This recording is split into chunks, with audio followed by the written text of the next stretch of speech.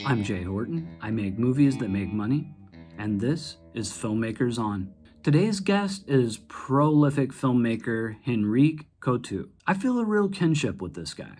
He makes predominantly very low budget movies and is able to make a living with them. And he's been able to adapt and transition his business plans many times to stay relevant in this changing market.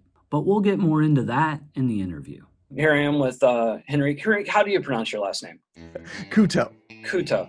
Okay. It's so easy, and it's what it sounds like, or what it looks like. But every time I just it's my anxiety thing. I second guess. I just had the CEO from Film Hub on here the other day, and he has a French last name, and I'm not even going to try to butcher it right now. I had to ask him to phonetically spell it out so I could get it out. Yeah, a lot of people ask for phonetic spelling on mine, and mine's all Americanized, so it's not too hard. It is pretty much the way it looks. Yeah, it actually kind of sounds the way Leonardo DiCaprio was trying to pronounce his character's name in Once Upon a Time in Hollywood. When did you get started in filmmaking? I was born in 1986, so you were shooting on VHS, VHS-C, High 8. That was kind of the era. And I came from pretty humble beginnings. The thing I wanted more than anything in the entire universe was a camcorder from the time I was about 8 years old. And it was a little beyond what we could, if we had like a birthday party and we had to capture it, my uncle had a camcorder, that was the thing, and there was like a Nickelodeon camcorder that was only $80 and it shot in black and white, and you had to have it plugged into your VCR. Right. And it didn't even have an eyepiece. You looked through, it was just a hole in the eyepiece. So, but when I turned 12, my mother took me to Walmart and was like, I put a camcorder on layaway and we're going to get it right now. Wow. And I was like, so, she had asked me prior, she was like, what kind of camcorder would you get if you got one? And I'm like 12 and I'm like, full-size VHS. That way it can just go straight from the camera into the VCR. I was already showing heavy desire for instant gratification at that age. So I had this full-size RCA VHS camcorder, and I just started filming literally everything and anything. My mom's dog, my mom, my sister. I would put it on a tripod and plug it into the TV and do little skits, where I could see myself so that I could, I would do whatever I could. But when I think I really became a goner was about 4 months into having that, when I got bored with just videotaping crap. And I started videotaping crap and then dubbing it to the VCR in order to edit it rudimentarily. And it was so weird because when I look back, I'm like, man, the amount of obsession that I had to have had, because I was sitting in like my bedroom as a preteen for 6 hours straight because I'd figured out that if I edited a 3-minute video and then took that 3-minute videotape and put it into the playback VCR, I could then swap the cords with a Y cable and play music and dub the music to it. Now, of course, I'd be like 6 generations at that point. It looked horrible, but I'd be like, oh my God, there's music and picture. And so you were still pretty much editing in camera too, for the most part, because like visually, I understand what you're doing, but you couldn't rearrange scenes or anything like that. It was still, No, that would have been way too complicated. I was mostly making music videos. That was the biggest thing, not quite scenes yet. And so then the big breaking point was I was sitting in my living room. I was still not even 13 years old. And there was this live improv comedy show on the cable access channel. I ended up learning a lot about cable access. One thing I learned is that you generally have to play a certain number of PSAs every so often. So one of the PSAs they play is just for the cable access channel. So there was this commercial as I'm watching this live improv theater thing, and I'm calling in because you could call in and give suggestions. And I'm like a 12. I'm like, could this take place at a bakery? I was just like this little kid. But they had this commercial that said, ever want to make your own television show? Well, you can do it at the Miami Valley Cable Council. All you have to do is call this. I still have the number memorized. Call this number and find out how. So I called it that next day, like Tuesday morning, and literally I was just like, is there an age requirement? And they said no, and I was like, thank you, and I hung up, and I called my mom at work and was like, Mom, I can make a TV show, and it's $30 per year. So my mom was like, okay, I'll look into it. So I signed up, I took the classes, and at the time, I wasn't the youngest person to ever take the classes, but I was the Mhm. youngest person to ever take the classes by myself. Like I had no guardian or anybody who was taking the classes with me. And then I Right. was the youngest producer there because I was doing my shows by myself. No adult supervision, I guess is the way to put it. What kind of show? The first show I did, you're gonna be shocked. It was called the Henrique Couto Show. It was a variety show because we were a television station. I could do skits, and the access station gave me access to SVHS camcorders, Mhm. basic lighting, basic sound, wireless lavaliers, stuff like that, as well as edit setups, which were SVHS to SVHS through an Amiga for titles. Wow. So right on the cusp of Avid and Final Cut starting to become like something you could almost afford to have in your home, but not quite there yet. So we didn't have that at the access station. We had an Avid, but you weren't allowed to use it. It was for the government, Right. government communication people. But what I would do is I would make skits and shoot host segments. And then on top of that, we had all these 3/4 inch and VHS tapes of music videos, promotional clips and trailers from movies, because we were a television station. All of the, especially back then when, they would just spend money like it was water in entertainment, they would just mail us packages of promotional stuff. So I would pad out my show with like, here's Scream Part 2's promo package, and I would just show it. And then here's a music video for the new Creed album, and I would just show it because we had it just Right. sitting there. And they would air on channel 23 on cable. I mean, like not even buried. That was Yeah. before they buried those channels. So it was just channel 23. So you could literally, I could be at school and I could be like, watch channel 23 at 9:00 on Thursday. And then there I That's your was. show. Yeah.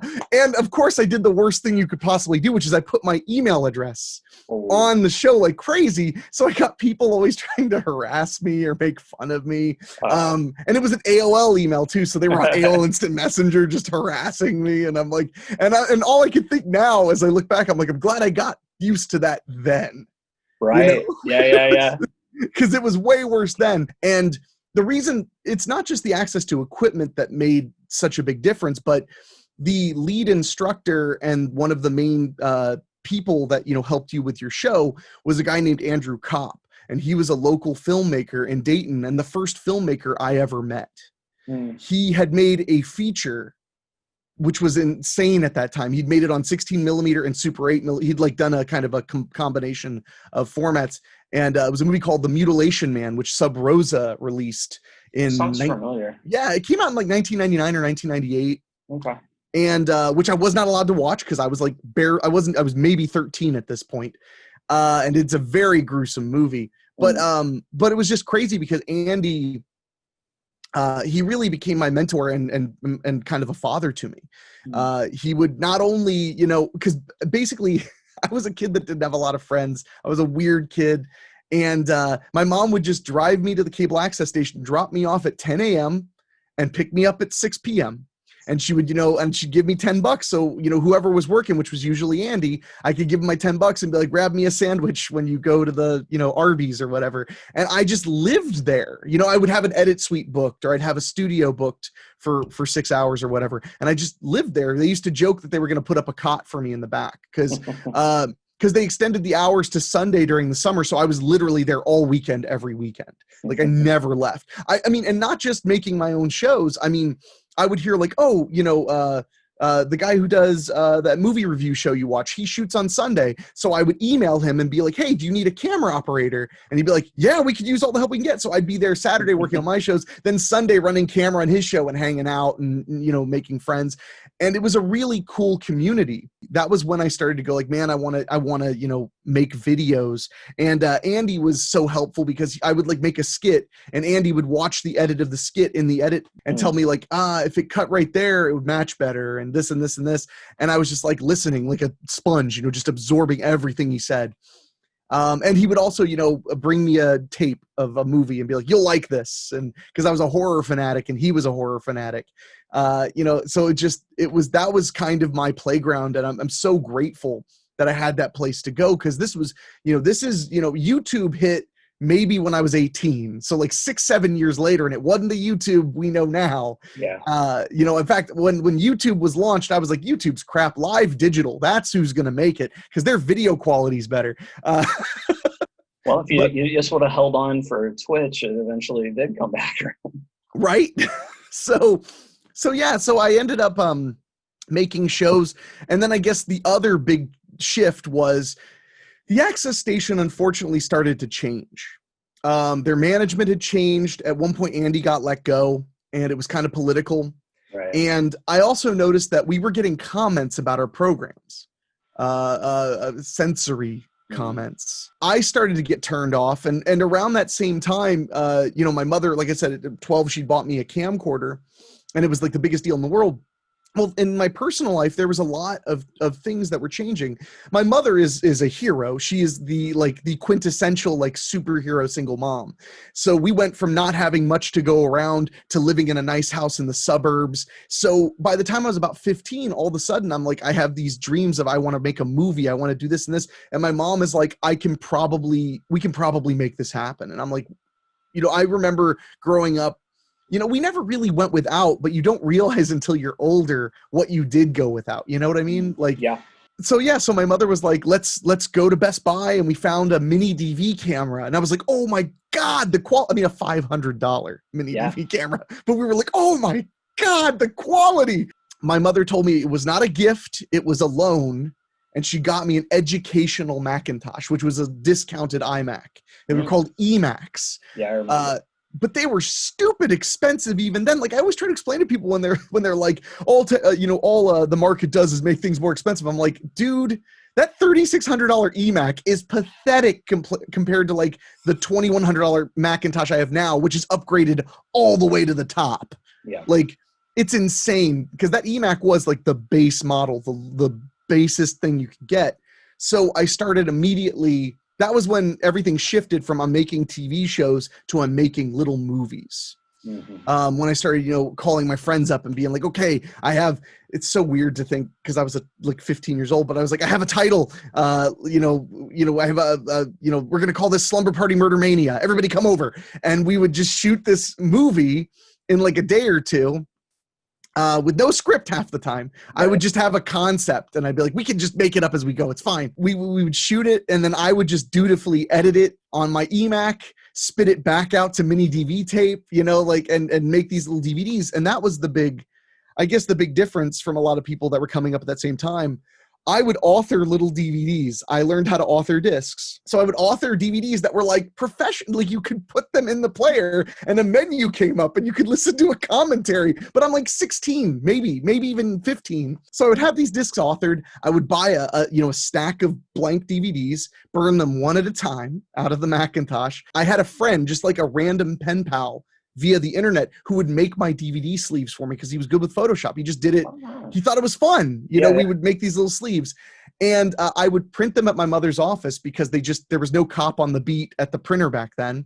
Right. I would just run off, and it was a laser printer too, so I just run off like 60, 70 copies of a sleeve.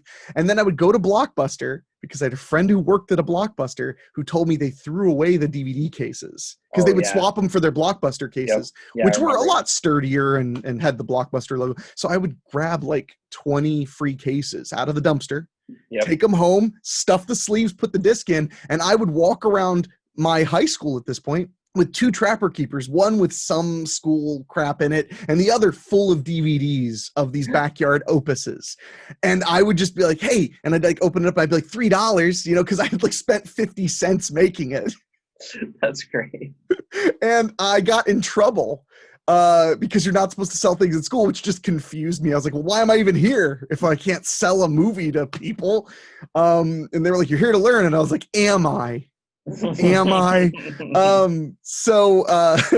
But then I ended up, I had, by the time I was 16, I had a web store where I would sell these movies, and I would be on like, message boards and places like that where filmmakers talked. And that was kind of where, that's something that's really important. There were some older, filmmakers, older, like in their 20s or whatever, when I was 16, who would be really mean, but most of them would like watch my little 30-minute bullshit backyard movie. And they would tell me like flat out, they'd be like, you really put a lot of work into this. You should just keep doing stuff like this. and keep making these, because there's a lot of there's obviously promise here, and you're obviously very dedicated. And as as a 34-year-old now, I'm like, wow, that is like the best thing they could have done for me. Because they could have been superior, they could have been all about themselves, but instead they were kind and understanding and supportive, massively supportive. So and then by around 16, 17, I started selling them at conventions too. So I was selling these little opuses anywhere I could, and they were getting better. I mean, they were starting to have cohesive plots, and I just kept doing it. I dropped out of high school because I realized, what, you're right, I can't sell movies here. So what am I doing here? And I just kept selling movies and selling movies. And that led me to my first job in the business. I got hired as a marketing assistant at a distributor. Oh, wow. Out on the East Coast from Ohio, because they saw me at Cinema Wasteland, a convention in Cleveland, Ohio. They saw this 18-year-old pushing DVDs with full-size posters and telling people and selling 60 copies of a movie that cost $200, because I was excited and enjoyed it. And they just immediately were kind of like, would you consider an internship with us if we could make it work for you? And I was like, yeah, because I'm just like freaking poor kid from Dayton, Ohio. Like, yes. And then I thought that was the end. I wasn't even 18 yet. I was like about to turn 18. And then I didn't hear anything. And then 7 months later, they just called me up and they're like, we found a boarding house we can put you up at, and we can pay you minimum wage to start. Wow. And if we like you, we'll offer you a full-time position. So I went there, did 4 months as an intern. It was supposed to be 3, but they extended me 1 month just till they could figure out what to do with me. And then they kept me for almost 3 years. They kept me I left after 3 years. I got frustrated with wanting to make movies more than, I kind of became a catch-all because I worked in marketing, but then it was like, you ran your own web store, so you can help us in shipping and receiving. And then it was like, and you edit your own stuff, so you can help us in post-production. So I kind of became a catch-all. It was just whatever part of the business was overflowing with work, I would be pushed over there. It'd be like, okay, answer marketing emails till 11, eat lunch, and then go work in editing the rest of the day because we only have 2 editors on staff. You're going to catch up, get them caught up, Sounds like you got a pretty well-rounded education, and like you were already learning the nuts and bolts of filmmaking. Now you're learning the business and distribution. It was one of the most fortunate turns of events ever. Was getting to work in distribution, because it really opened my eyes to what distribution is, which is a thankless, incredibly difficult job where you spend lots and lots of money. It's all the risk in most of the time. I mean, and this was of course in 2006, 2007, 2008. So physical media was still king for sure. So, there was a much bigger financial risk for the distributors. I remember hearing filmmakers, drag our names through the mud because they'd be like, oh, they didn't even try to sell our movie. Like, they didn't even try to market it. And I'm like standing in the warehouse helping fill an order. And I'm like, yes, we wanted just 7,000 copies of your movie just to stare at. That's what we want. Like, I love staring at this big wall of, it's not failure, it's on purpose, so I couldn't help but laugh because, after working in distribution, there's a real damned if you do, damned if you don't, because a lot of filmmakers will get really mad and they'll say well, they didn't even try to market our movie. They didn't even try to market it. They spent like nothing on marketing.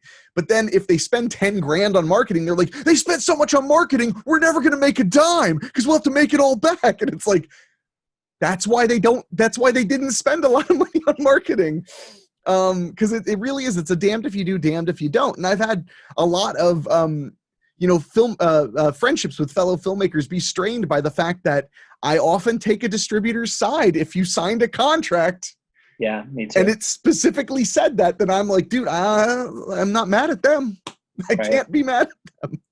So that time really kind of helped shape your attitude towards distribution, keeping more of an open mind. Definitely. I mean, the biggest thing it did is it just gave me empathy to the distributors. It made me realize that, like, dude, they're not all sitting on thrones in castles, they're like us. They're tired. They're trying to find a thing that works. And they all have their own business model. Every single company has their own leader who believes that their leadership style will bring success. Right. Are they right? Are they wrong? Only time will tell. And they may be right for 7 years and then wrong now, or they may be wrong for 5 years and right now. It's really a crapshoot. So you have to remember that they're just humans. I remember the best advice I ever got from a film distributor was my old boss, who I've done a ton of business with. I've been very happy doing business with him ever since I left the company. It was one of those things, leaving the company really made him respect me. It really made him understand, like, no, you're for real.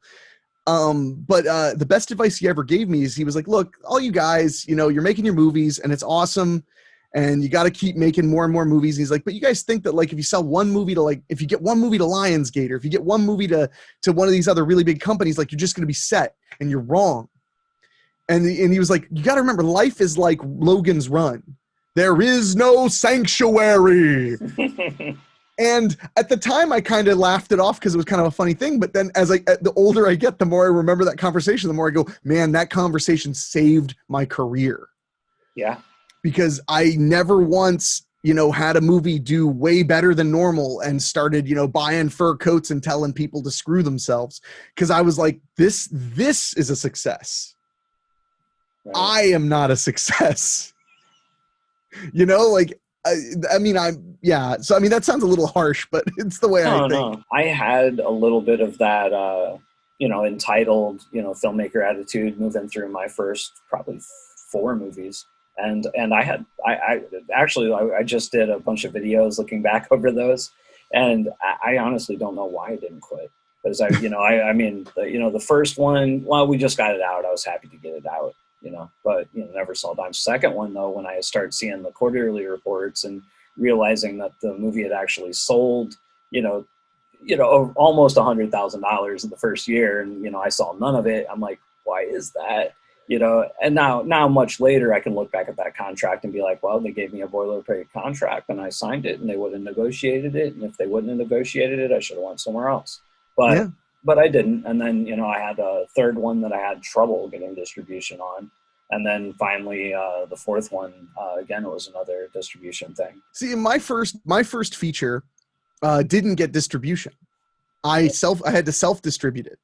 It was a step up from stolen Blockbuster video cases and stuff like that. But I remember it was my first movie. It was called Marty Jenkins and the Vampire Bitches. It was a comedy with vampires. And I remember, though, I was working at a distributor, and in the evenings I was pushing those copies on eBay, just trying to get people to watch the movie. I would literally go like, okay, it cost me $1 to make this unit, so $3.99. Who wants it? Please, somebody take this movie and watch it. And I remember the nicest feedback on eBay I ever got was a guy wrote me and said, my disc doesn't play all the way through, and I really want to know how this movie ends. And I was like, dude, it will be out priority mail tomorrow. Like, thank you so much for caring. That's so cool. Yeah, that's the best I've ever gotten. And I think that it did help a lot that I had to hoof that first movie. Its entire success was only based on me. And it didn't lose money, but it took a lot of effort. And right as I was self-releasing it was when I had to move to the East Coast to go work that job. So I was like uprooted, and then I had to figure out, I had a new post office, and and I'm 18. I've like never been to this part of the country. Like it was a wild experience because my second movie was the one that got distribution. Our distributor was very, very upfront. He was like, hey, I have no idea if this is going to make you any money, but we'll give it a shot. We'll try. We'll put a good poster on it. I'll offer it to all the, all the buyers I have access to, and we'll see. And then it was like in FYE, and I was like, oh my God, it's out. And then I got sales statements that paid. Now, they didn't pay an insane amount, but when you consider the movie cost $1,000, right? A statement being like $450, right. You're like, man, that's $1/4, bro. We're on our way. We are on our way, And I remember getting those statements. It was during a period when I was actually like unemployed for a while. And I was just like, that was the money I had in the bank while I was being a bum. Right. While I was being a bum, while I was, my mother was helping me survive. I was like, well, the money I have for I have a flat tire, Thank God Faces of Schlock came out on DVD, 3 quarters ago, and I would, get a new tire. But that was the beginning of me realizing like, well, okay, so I can make money. It may not be as much as I would like, but I also came from a very low expectation existence. I came from a world where everybody was like, all you're going to do is lose money when you make a movie. So the second I made any money, I was like, holy crap. Am I dreaming? Did I have a head injury? Like what's going on? So, and maybe that helped me. I really did come from pretty humble beginnings, and the idea of being paid, enough money to get by doing what I enjoy is shocking, because I grew up, in a world where we couldn't get by for a very long time. And I saw the hard work and sacrifice you had to make to make it all work. And I assumed that that's the way life would be. And then instead life was much kinder. And my mother's response to this has always been, hell yeah, it's kinder. That's why I worked so hard. I wanted your life to be better than mine. Come on, so. Yeah, and your mom sounds fantastic. Dude, and she is a corporate America person. She's very smart. Anytime I invest any amount of money, it's a phone call with my mother. And I lay out everything and tell her, like, what do you think? And my mother's like, I think at this point you're better at this than me, but I'll tell you what I think, because I mean, at this point it's been, 7 years of making these choices and paying bills, but she has a really smart business mind. And, I'll call my mom and be like, here's what's going on. My mom will be like, hire a lawyer, sue the shit out of that person. I'm like, and then it's like, but that's a lot of money to put up front. My mother will be like, I'll pay for the lawyer. You pay me back when you win. There's no way you'll lose. That's my mother's attitude.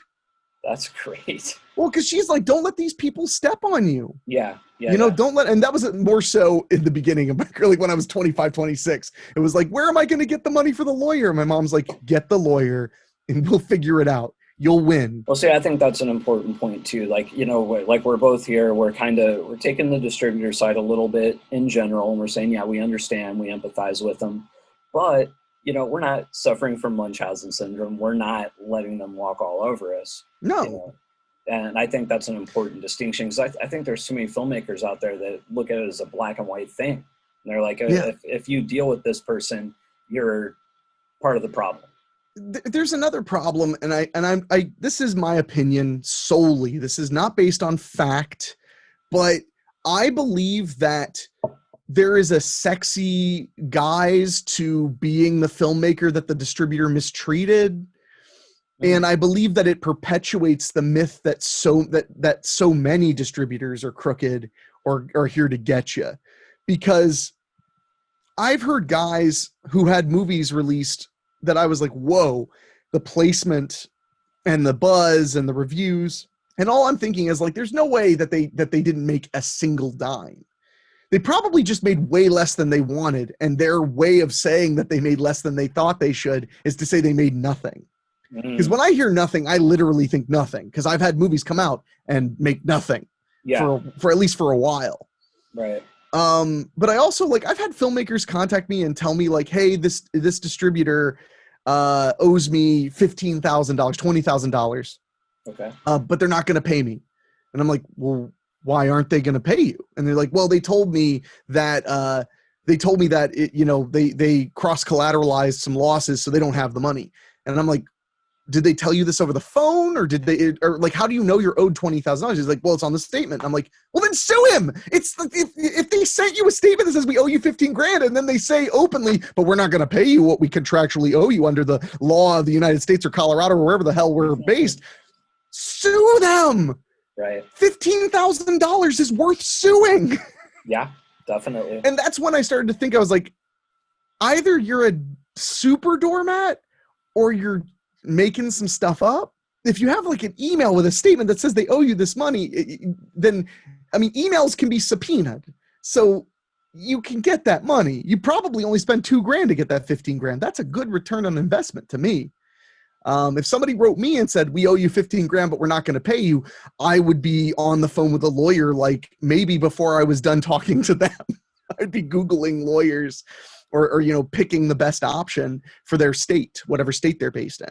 Some of the best advice I ever got was just sue everyone. That was literally advice I got from a very legendary filmmaker. He was like, just sue everybody. Trust me, it'll work out. So, but what he meant was, there are a lot of people who make it seem like they're unsuable. Mm-hmm. Or they're judgment proof or what have you. His example, I don't want to say details because this isn't my story, but his example was there was a major distributor that went it filed Chapter 11, and they owed this filmmaker $500,000 or more. And he was like, well, what do I do? And everybody was like, well, you can't do anything. It's Chapter 11, man. You're screwed. And I knew another filmmaker who also was affected by that, who lost out on a lot of money. Well, the filmmaker who said sue everybody just sued anyway and got $250,000. Wow. There you go. Just sue. So yeah, if you're positive that a company has a lot of money, then sue. And I'm not saying that the guy is lying who said that. There was a guy who said similar stories like that to me. I'm not saying that they're lying. I'm saying maybe he's just lying to me to sound big. Maybe in reality, he doesn't actually know. He just believes they're withholding money. That's kind of my point, is maybe that $15,000 number doesn't really exist, because if it did, it would make perfect sense to file a lawsuit. Yeah. Yeah. Looking back over at mine, there's never been one instance in my 20 years where a distributor has owed me money that they didn't pay me. Anytime I got quote unquote ripped off was when I got a contract that I didn't understand and signed a contract that I didn't understand and then didn't make money. Yeah. I suppose you could point a finger and saying, well, they shouldn't, throw out a boilerplate contract like that. But I don't know. I've never been on that side of the table. No, and that's where it's really tough, because it's a business, and it's a business full of mostly artists. That makes it hard. It really does. Well, and I think too, especially if you get into the mini majors, back in the day, one of the first distributors I dealt with was Anchor Bay. And I think they're legit, but I think they're dealing with such a wide range of films. They have their higher budget films, they have their lower budget films. And mine was very low budget. So I get this boilerplate contract with them, and looking back at it now, I'm like, oh, well, this was created to deal with films that are $1 million, that are $500,000. It really wasn't created for a $25,000 movie. So of course, a $50,000 sales cap on a $25,000 movie is ridiculous. But like I said, that was their boilerplate contract for dealing with much larger movies. And if you have a $2 million movie, maybe that sales cap is not so ridiculous anymore. I have never had a single contract not lower that sales cap the moment I bring up the sales cap. Yeah. I have even had the sales cap completely vanish in a couple of deals. So yeah, they just send you what they've got. And if it sounds good to you, they move on. I've never had anybody say, I'm not going to negotiate with you. In fact, one of the things, I haven't had a real, job in almost 7 years. Mm.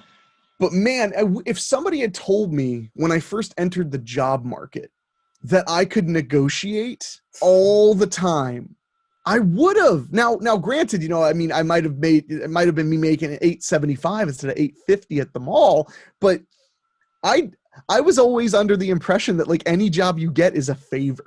Yeah, you take what you get.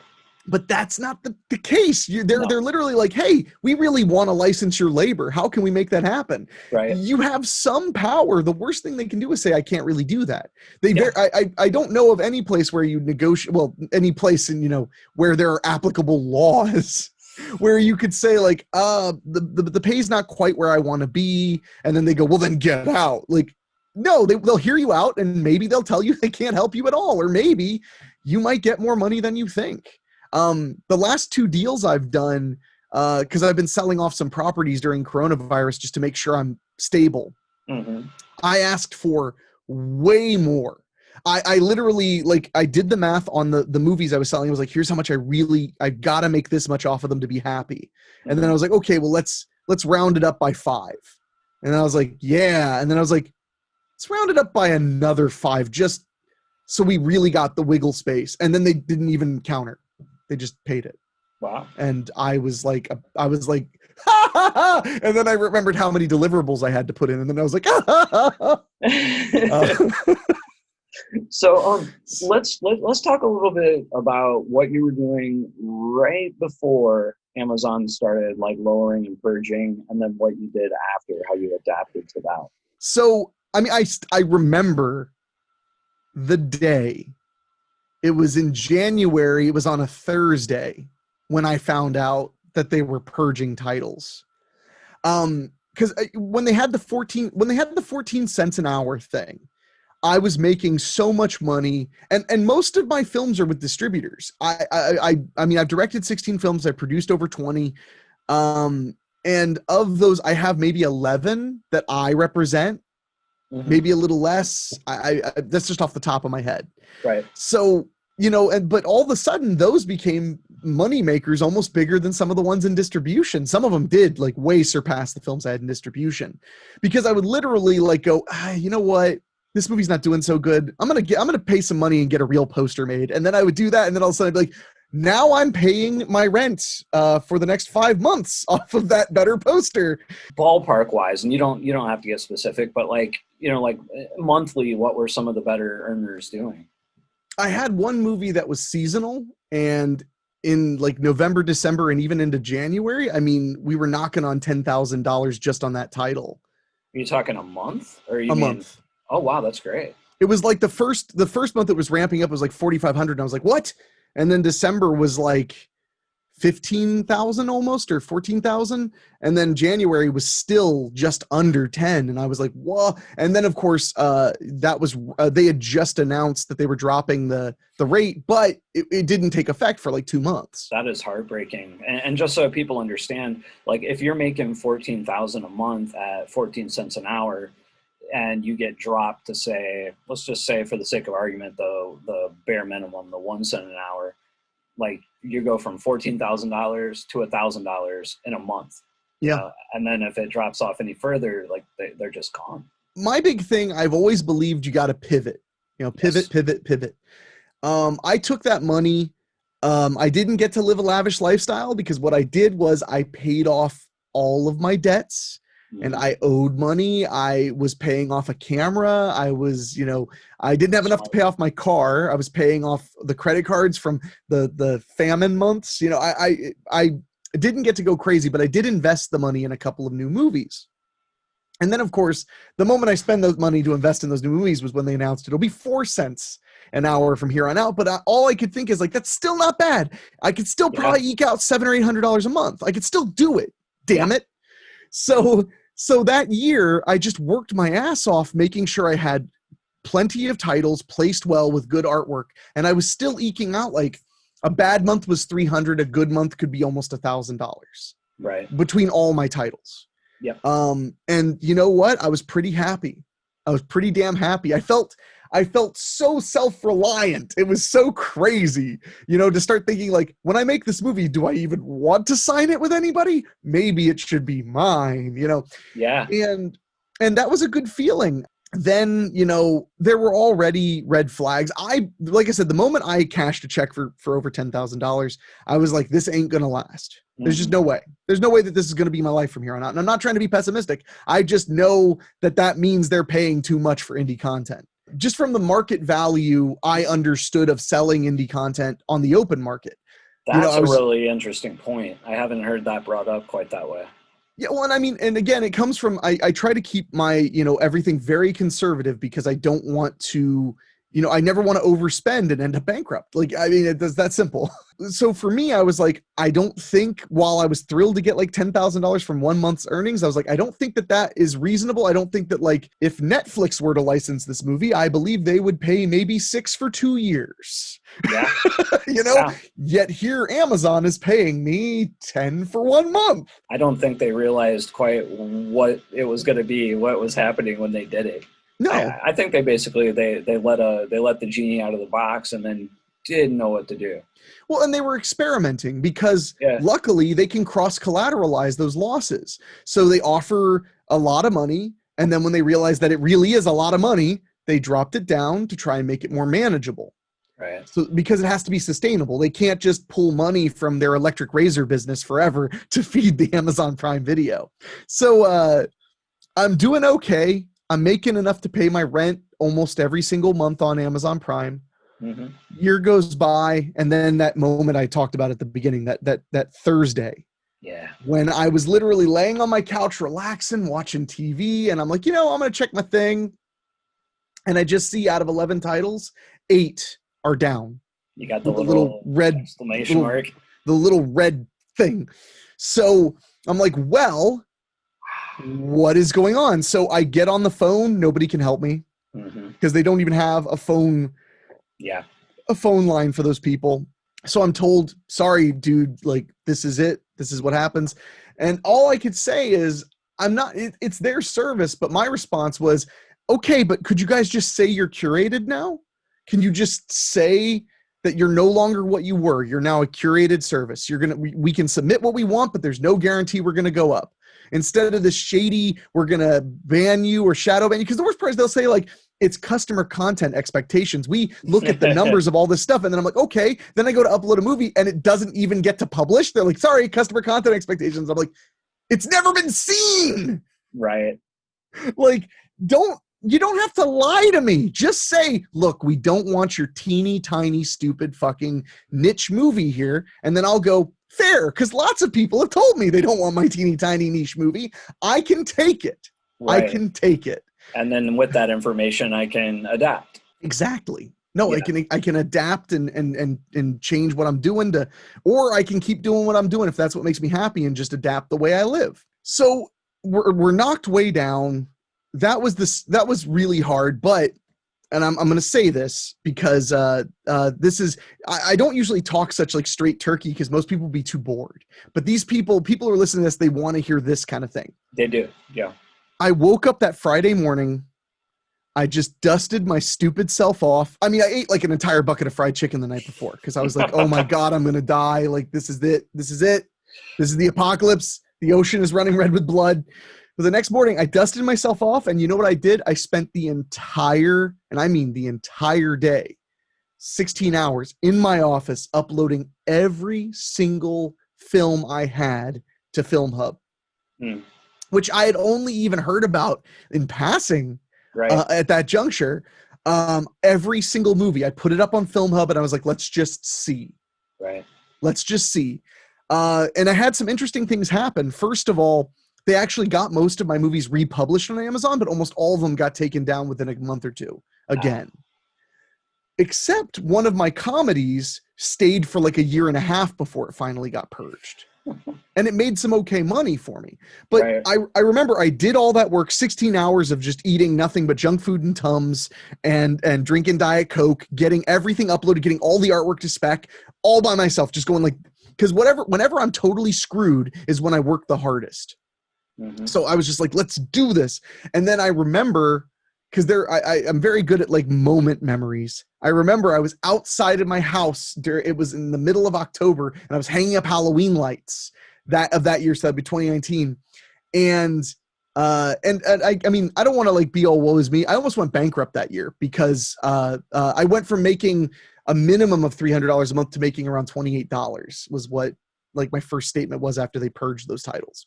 $28 groceries for a week. Right. From rent to groceries. But I was putting up Halloween lights and I got a blink notification on my phone, email from FilmHub, and it was money. Now, it wasn't a lot of money. Right. It was like $100.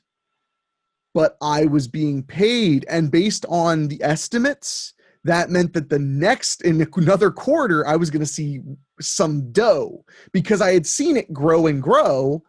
So obviously this is from, when it started, because, they have it takes a while to get paid. So all of a sudden I just took a big deep breath and went, I made the right call. God damn it. It made me something. It's doing something, and it has been doing something for me. now it's I'm really excited because I'm getting my first numbers from Tubi, Yeah, and me too. I It's need very more nice. stuff on Tubi. I Yeah, need more stuff on Tubi. it's right now. I tell people, people ask a lot, what's the next platform, and I don't know how long it's going to be, but man, Tubi is doing phenomenal right now. And I just talked to the CEO at FilmHub, and he was saying that Tubi has just expanded into other countries, English speaking countries. They expect the numbers to go up even more in the next 6 months to a year. Fingers Good. crossed. Yeah. So and it was actually, so this is an interesting side point I wanted to bring up, especially because of talking to you, and I watch your videos and try to participate in your conversations, and you often talk about like art versus commerce, and you talk about doing, because I know you're very fortunate that you really enjoy doing like documentary work, which allows you to have the output necessary to make some pretty good money. Mm-hmm. And I don't quite have that. I would be miserable doing well, because I'm not a big post guy.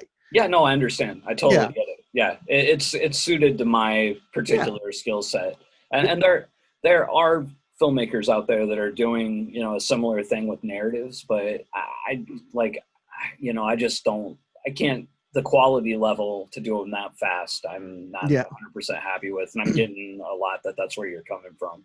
Like you could slap out 2 narratives a month if you wanted to, but would you want to? No, and that would be a bit much for me. But the crazy thing I want to mention is the films that made me that stupid sick money on Prime at the beginning, and the movie that's now making me a bunch of money on Tubi. Those were personal drama comedy movies. They weren't even like made with the market in mind at all. Right. I mean, That's don't get interesting. me wrong. Once they were done, I gave them the best artwork they could have, and I gave them the best descriptors I could give them, and they're high quality, and I believe that they're very good. But the idea that like, on Tubi TV right now, I'm making good money because people want to watch a sad comedy called Nothing Good Ever Happens. I mean, and that's a movie I'm incredibly proud of. So when I see the numbers coming, I'm like, yeah, people are watching it. I'm gonna have to look that one up. I didn't know that one. That's probably my proudest film because Okay. it is the weirdest. I have like a series of weird, sad comedies. It started with Depression, the movie, and then Awkward Thanksgiving, and then Making Out, and then Nothing Good Ever Happens. And Nothing Good, like, was every movie I was like, okay, I know I believe in collaboration, but on these movies, like, nobody gets to read the script until it's done, and and you can give me notes, but I don't care. Yeah. That kind of thing, because these are like super personal. Nothing Good was like the most personal one. I ignored everything I had ever learned about like structuring scripts, structuring stories, and just wrote what I wanted, and then filmed it the way I wanted, and then edited it the way I wanted, and then put the music in I wanted, and then just pushed it to the world. And I was like, why is this returning money? It doesn't make any sense. So Yeah. Yeah, you just never know. The funny thing is, on documentaries I'm doing, probably my second highest performer of the year, which I won't call out because I don't want to embarrass the interview subject, but I think it's the worst documentary I made. Like it was one of those where we had shot interviews for another one, had like tons of material for a different subject, so we decided to do it, and it just it took off. And it's definitely not the best one I've done. You never know. So, but I'm very thankful that like people have access to that movie, because when Amazon pulled it, it couldn't even be up for rent. And that just broke my heart because it was a movie I thought was so important. I wanted people to see it. Now all of a sudden I'm like, great, only people who want to buy a $17 Blu-ray can watch it. Rad. So, but no, so I've been, pivoting lots of directions, ever since, with Patreon being one pivot, and expanding my physical media massively being another pivot. Yeah. And that one has really turned dividends I wasn't expecting quite as much as they have. And I've been very happy with it. But that's the thing, like, people would say like, man, that really sucks. And I'm like, I can't be that mad because I'm in like the crappiest business there is. So how can I be mad when it's crappy? Like, that just seems counterproductive. Like, this is like the hardest business ever. Why is it so hard today? Like, why would I even think that way? It is the hardest business ever. So of course today was very, very hard. Like, you just got to laugh, you just get up and you chuckle, and luckily you have the fortitude of passion. And that's something I don't think people talk about enough. You have the fortitude of passion. I don't think I would put up with this crap if I didn't have passion to fuel when I don't have money to fuel, when I don't have anything else to fuel me, my passion to do it. And, and there's lots of different passions, not just artistic passion. There is the pride passion of being good at something. Yeah. Sometimes people don't understand how intoxicating it is to be good at something. I mean, really good at something, and something that maybe not everybody else is good at. It's like, wow, I can pull together a movie and get a script written and direct it and get it released, or get it, or get it in the hands of a distributor that is way bigger than it deserves. I can do those things. That's kind of, that's a little bit of a, of a rush. So, it's hard to describe. And I think that it doesn't hurt that I think I always, before I even discovered movies, I think I was always kind of entrepreneurial in the back of my mind. My mom tells me this story, which I don't remember at all, about how apparently when I was like 5 years old, I went to the corner store and bought a bunch of candy with my allowance. And I put it in my like RC car, like in the bed of the RC car. And I would ride around selling candy to people throughout the neighborhood. Like as we were walking, I lived kind of in the ghetto. So there were lots of people walking, and people would buy candy off me for like a very small markup. And my mom said that when I sold all the candy, I had like $20. And my mom was like, man, you made all that money. What are you going to do with it? And I looked at her and went, I'm going to buy more candy and sell it. So I left a few links below to Henrique's stuff, which I highly recommend you check out. And keep an eye out for some upcoming narrative film collaborations between him and me in 2021. But whatever you do, keep making movies.